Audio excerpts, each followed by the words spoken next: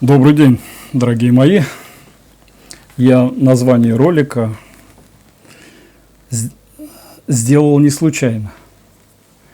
И больше того скажу, вот то, что я предлагаю сейчас сказать казакам: Люба, братцы, для меня большой жизненный путь к этому заявлению.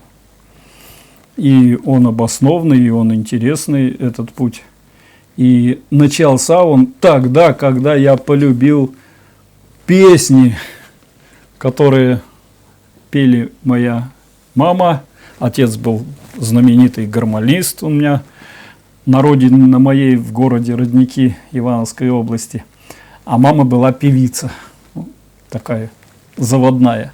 До 85 лет пела в хоре, кстати. А они чуть-чуть подрабатывали свадьбами, днями рождения и так далее. Но гармонист тогда это было большое дело.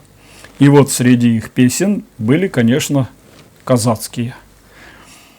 И все их любили. Нет, ну тогда была целая плеяда из фильмов.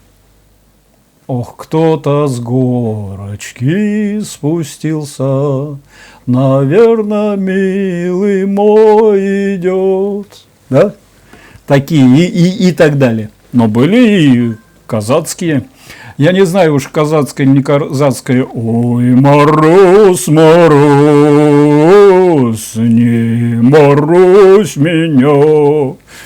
Ну, я ее почему-то считаю казацкой. А больше того, я слышал как-то, как пели ее вот в этом ритме. А казаки же ритм под лошадь, как говорят, делают. Так вот, эта любовь у меня усилилась, когда вышли диски Жанны Бичевской, и она их пела уже так, по-настоящему, можно так сказать, по-эстрадному, и превратились эти песни в такое настоящие хиты. Но когда мы познакомились и подружились с Жанной Бичевской, или Анной Бичевской, она в крещении Анна, я узнал ее жизнь и узнал ее творчество. Когда я услышал, как эти песни они поют с хором Коломенского монастыря у матушки Ксении, там пели, это что-то.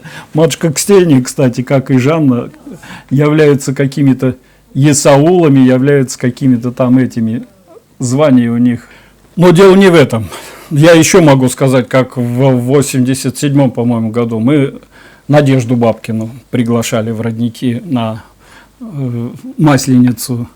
Это еще один был такой взлет моей любви к казацким песням и встреча с Надеждой. Но тогда не была так популярна, коллективчик был не очень большой, но тем не менее.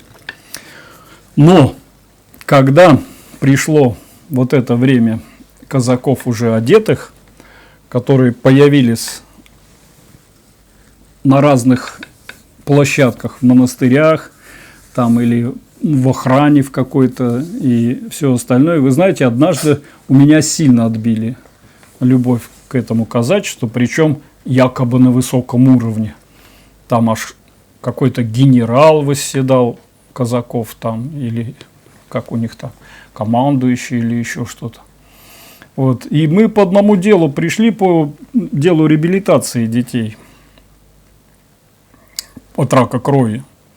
Так как-то пригласили для того, чтобы вроде помочь этому делу и организации. Был там самый главный врач, который этим занимался на этой встрече.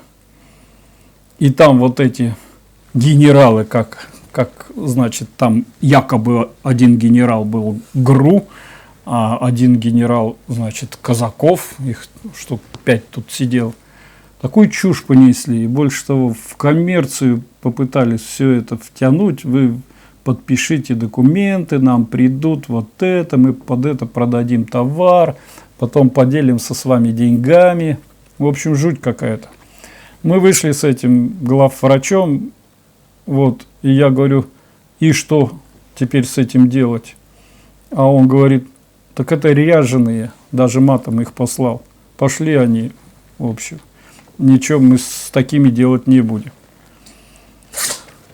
Я был в шоке, но эти ряженые, еще я тогда не знал, что они ряженые, продолжили отношения, но так как эти отношения были через меня, то они на меня, конечно, дальше и вышли. Что, а где твоя ответственность? Ты нам привел, мы вроде договорились, так давайте вот документацию и все остальное. И когда я им начал отказывать, то очень неприятные всякие тут события были. Через несколько лет я встретился с человеком, который в МВД был помощник министра.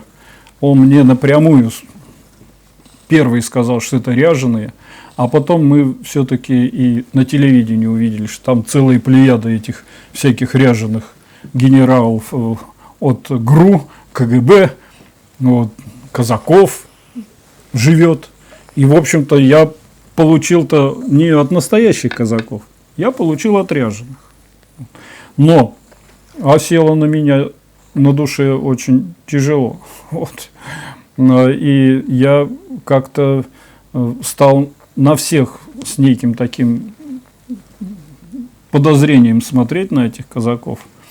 И особенно, когда они около каких-то демонстраций появляются или еще что-то, да еще с плетками. И я все думал, ну неужели у него хватит совести ударить молодого человека там или еще что-то этой плеткой. А были какие-то даже кадры, что все-таки иногда хватает совести. Но я так понимаю, что это у ряженых. У ряженых это может хватать. Не знаю сейчас, какое обстоятельство есть они, нет. Я с ними особенно-то не сталкивался.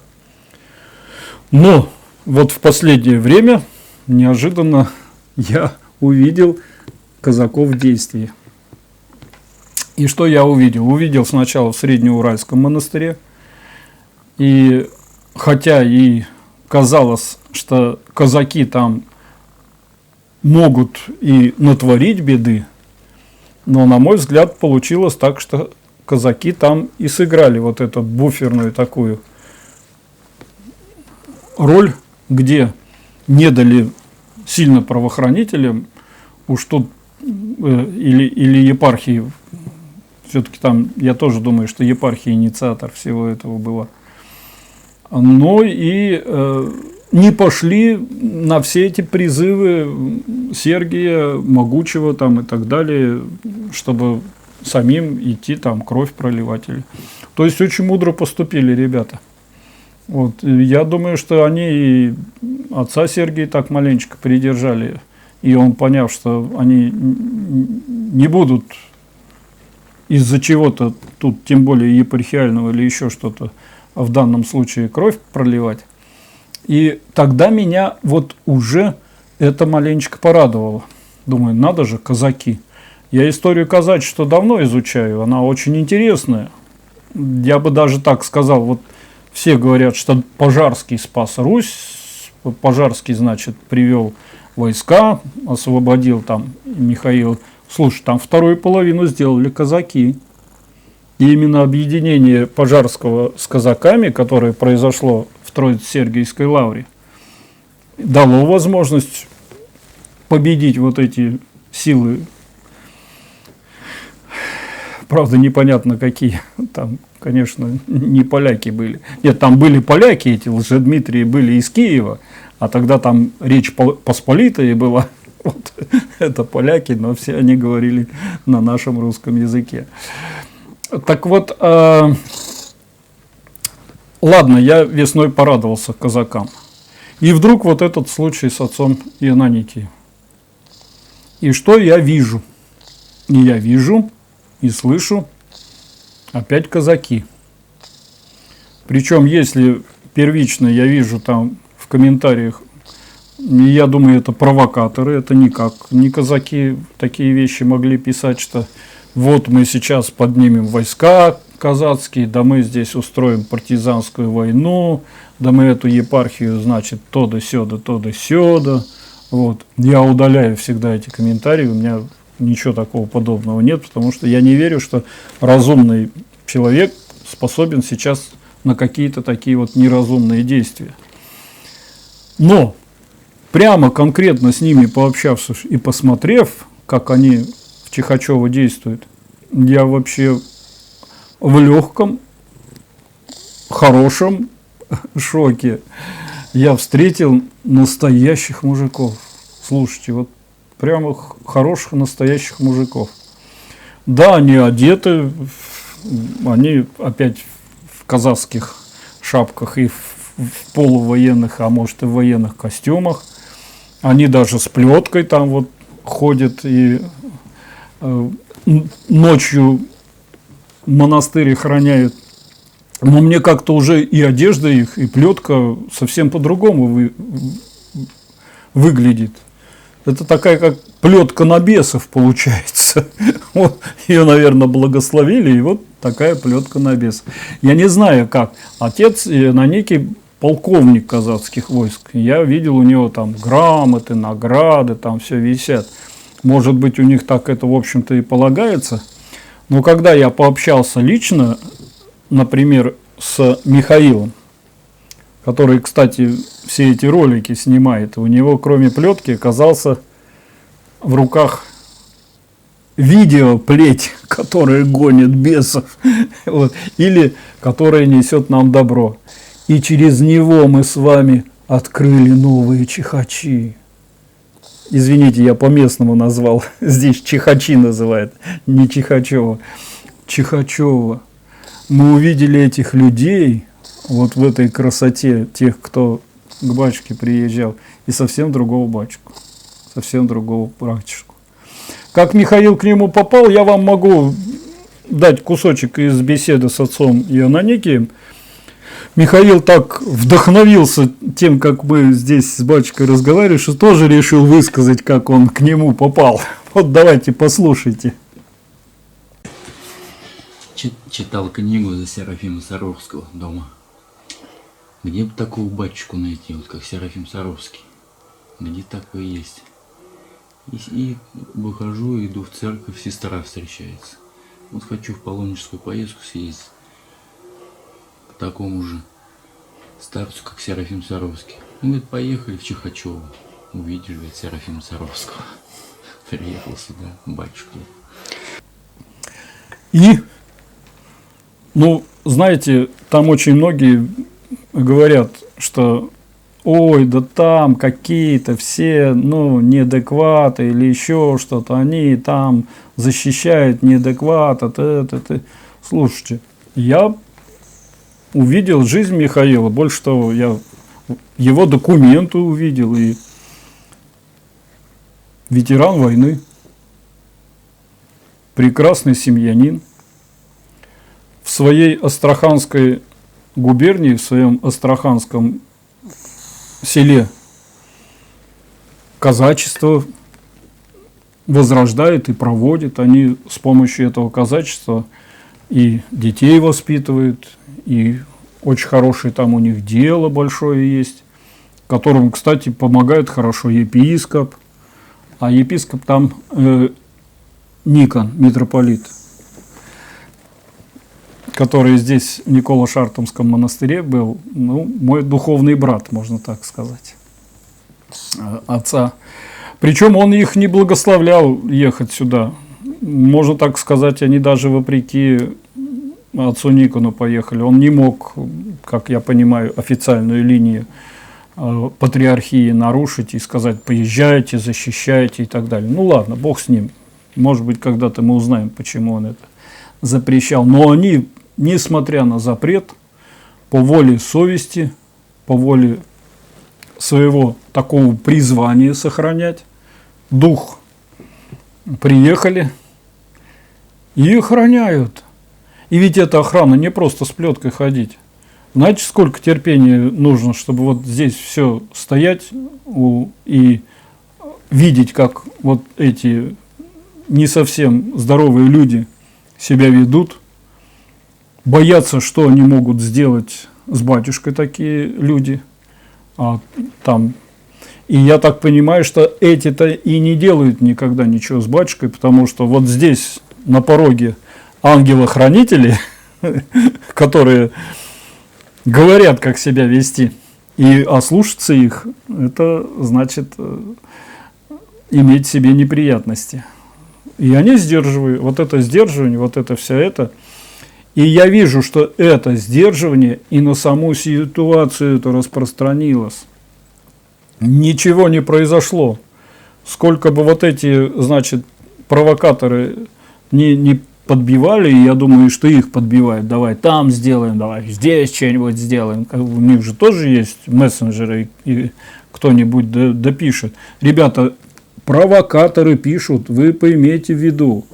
Ой, сейчас пол соседней страны, не буду называть какой, там хакеров 10 тысяч, пол Америки, все нацелены на вас для того, чтобы сделать что-нибудь такое, что мама, не горюй. Не надо, давайте спокойно, так как вы себя сейчас ведете, давайте так и держаться.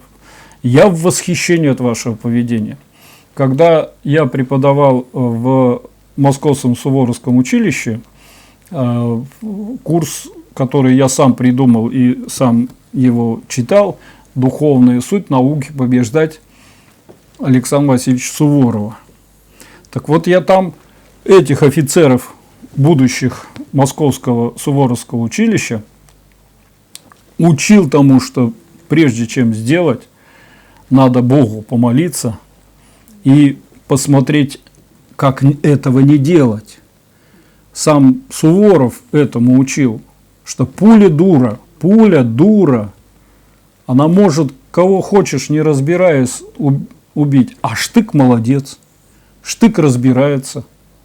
У Суворова был порядок не убивать лежащего, то есть не добивать раненого.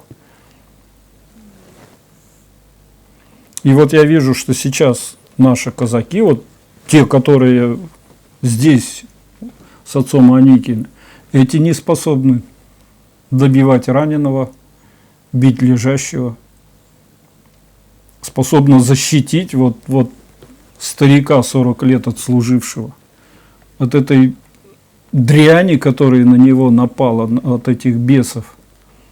Хотя кроме плетки и духа своего казацкого ничего не имеют.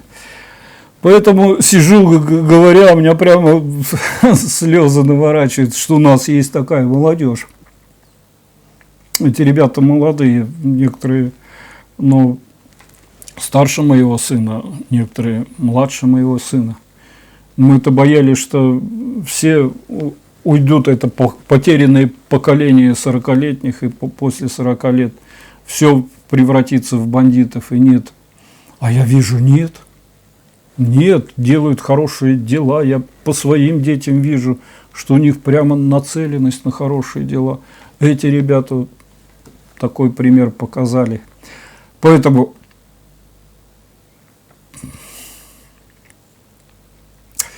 ребят, ну просто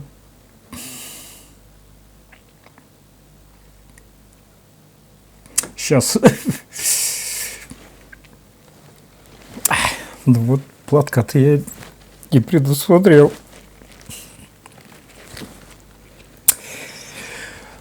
Люба, братцы, Люба. Прямо как-то верится, что у нас есть сила, а в государстве сила и духовная, и военная. И я надеюсь, что эта сила не только в казаках, но и во всех наших зеленых человечках, наших правоохранительных органах, которые все-таки могут стоять на стороне обиженных и быть ей стеной и защитой. Простите, ну так уж нельзя. Я как-то так уж расчувствовался. Ладно. В общем, Люба, братцы, Люба, братцы, жить. Ну, с нашим атаманом, Господом Христом. будем мы дружить. Здоровья всем, радости. Аминь.